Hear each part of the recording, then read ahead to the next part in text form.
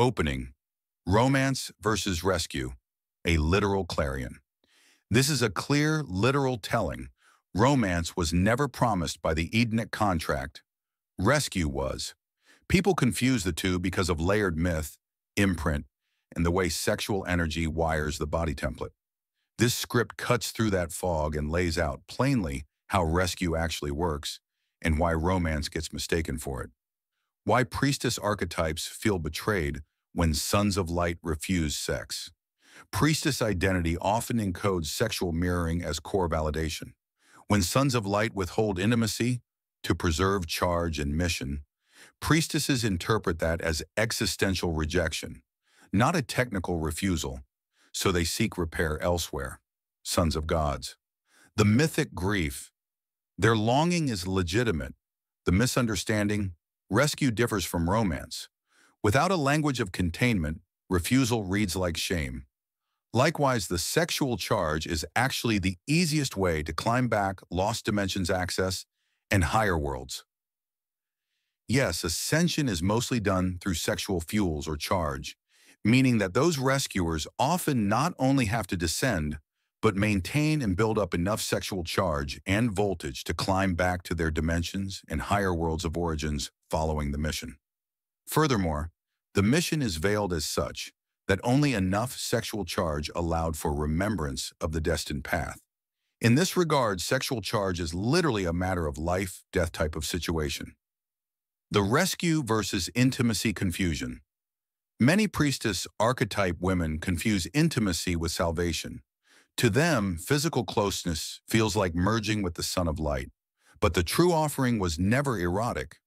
It was frequency restoration.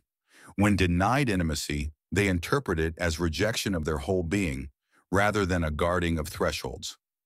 So anger emerges because they mistake refusal of sex as refusal of salvation.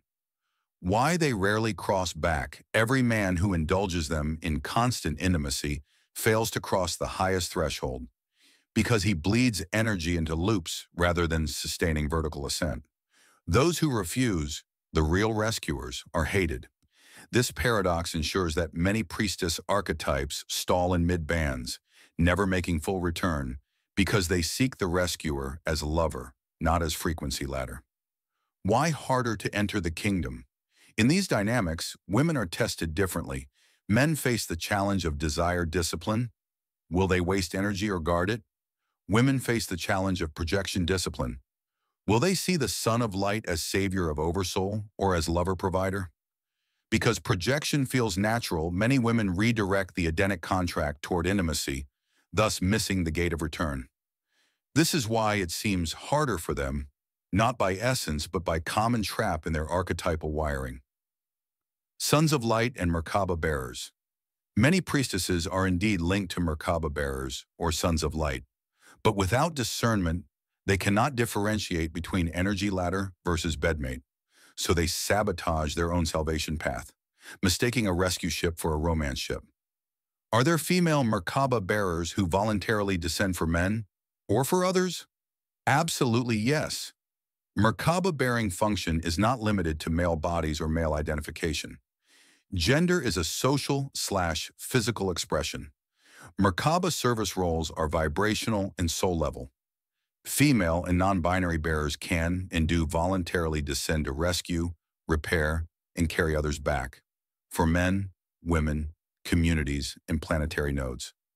Historically and mythically, many are cast as priestesses or dark mothers whose descents are just as sacrificial and potent. The pattern you observed, male descenders, may reflect a lineage, contract, or social field, but it is not an exclusive rule. Final key. The kingdom's gate is not closed to women. It's simply more easily veiled by intimacy projection traps. Only those who surrender projection and accept rescue as rescue, not rescue as romance, pass through. Why priestess archetype women were central. As womb bearers, they embodied the field uterus. Their acceptance or refusal set the template for incoming generations. By merging with sons of gods, they unwittingly seeded reversed womb circuits into the grid. Every birth then carried the hybrid code, densifying reality further with each cycle. That's why the second fall was decisive. It wasn't one event, but a reproductive cascade, rewriting the human field. Long-term effect. Why 3D feels normal.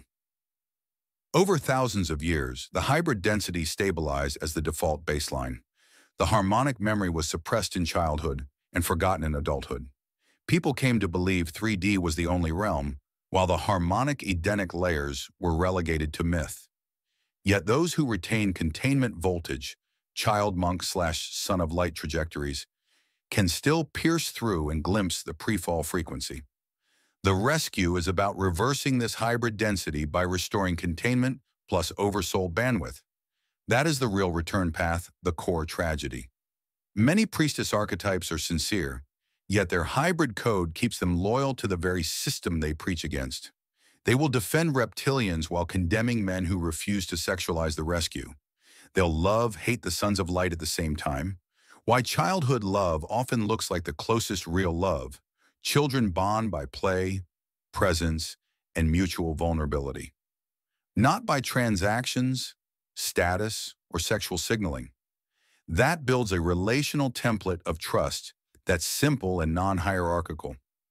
Because those bonds form before heavy cultural scripting about sex/status/credit, they carry fewer distortions, less projection, fewer ledger credits. So the emotional signal is cleaner and often feels like true love. When people lose contact after childhood, the cultural world layers on many filters, roles, careers, wounds, making adult love more conditional and complicated. Why rescue versus romance is so difficult, 3 core fractures. 1. Energetic mechanics versus human craving. Rescue protocols require containment, discipline, and often boundary. Exactly what desire seeks to dissolve by merging.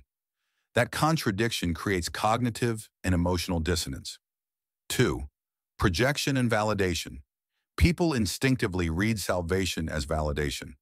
If someone rescues you, the natural human story is, I'm worthy. That story flips rescue into romance because erotic union feels like ultimate worth. 3. Social economy. Romance is supported by immediate social reward. Rescue work yields delayed, subtle gains. Humans prefer immediate payoff, so they misread rescue as romance or sabotage rescue for short-term comfort. Can priestess archetype women be rescued without romance? Yes. Technically and often, rescue is a frequency restoration, template correction, and Merkaba recoding. That is energetic work, not erotic work. Practically, rescue without romance is possible when containment is honored, rescuers keep boundaries, and the priestess surrenders projection. Problem: because the priestess pattern often ties identity to sexual mirroring, refusing romance feels like rejection of the whole self, which is why many resist non-erotic rescue. Rescue without eroticization requires huge psychological reframing and safe containment. The first fall, fear of transcending love, short reading. The first fall, mythic language, can be read as a fear-based refusal to surrender egoic attachment in the face of a return to source. Sex, as identity confirmation, becomes a defense against annihilation of the small self. If transcending love dissolves the ego's contracts, many cling to erotic identity as proof of existence. Thus, the fall is both loss of harmonic band and the adoption of sexual identity as solace, making later rescue work politically and emotionally complex. The second fall mixing of lines and breeding, why it happened. The second fall narrative, sons of gods plus daughters of men, is archetypal shorthand for mixing high-charge entities with bodies/templates not prepared for sustained containment. Why does it happen? Several energetic, logical reasons. 1. Attraction and mirroring. High-charged beings radiate magnetism. Vulnerable human templates interpret magnetism as intimacy and allow contact. 2. Curiosity and hubris. Some beings experiment with cross-lineage mixing to gain traits, create hybrids, or out of appetite, sometimes with catastrophic template consequences.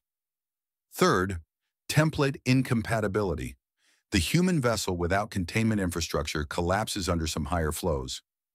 Hybridization densifies distortions rather than healing them. The second fall then reads as an energetic consequence. Attractions plus lack of containment, arrow hybrid templates in denser harmonics. Why would daughters of men breed with sons of gods if sons of light refused? Projection and misidentification.